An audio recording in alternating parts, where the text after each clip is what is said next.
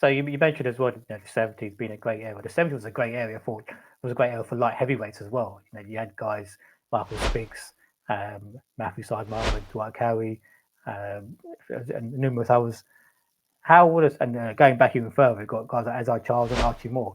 How would you compare Artur Beterbiev to the greats of the light heavyweight division? It's tough to say. Bob I mean Foster as those well. guys, it's just they're phenomenal. But I don't think he's a cakewalk for any of them. Like a lot of people, you might have a great fighter and you say, oh, but he's not as good as those guys back in the 50s, the 60s, the 70s, the 80s. And it's like, why? Why not? Why aren't we?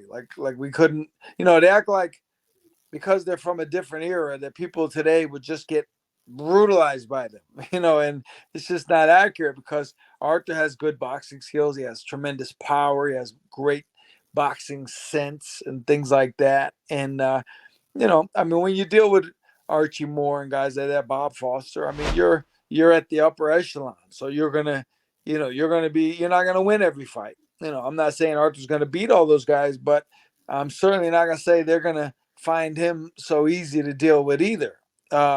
And one thing I'll say this, and like instinctively, as a human being, as a boxing fan, I could say to somebody who's a little older than me, and I could say, "What do you think about Arthur against all those great light heavyweights in the '70s?" And instinctively, they're like, "Oh, I don't know, man. Those guys, Saad Muhammad and all the guys, they were killers." And I said, "Listen, I know they were. They were killers, but they were killers because they could take the punches of each other. The fights were great, 15 rounds, 14 rounds. It took them 14 rounds to stop each other. Galindez and, Yaki Lopez and all those guys, right? Great fights.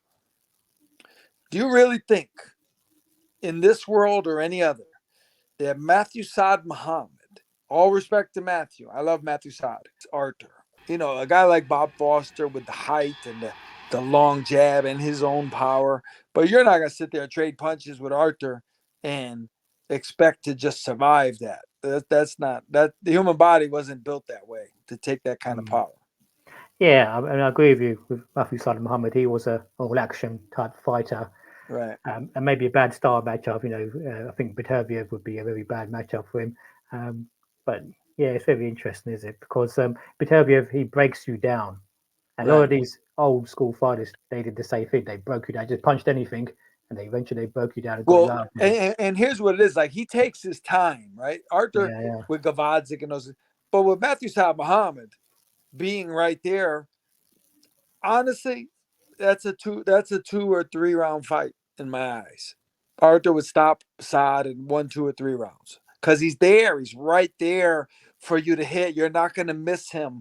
You're not going to have to break him down because he's going to be right there taking these big shots flush. And and here's the thing: if Matthew Saad Muhammad fought Arthur, Matthew would know it. He would figure it out in the first round that this is not the move. This is not the way to fight this guy.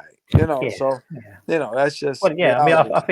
I think there were a number of better fighters like heavyweight division in that era as well. Yeah. Spinks obviously comes to mind. Right, But right. yeah, with Matthew Saad Muhammad, yeah, his style would it would be very difficult for him to overcome someone of Beterbiev's style.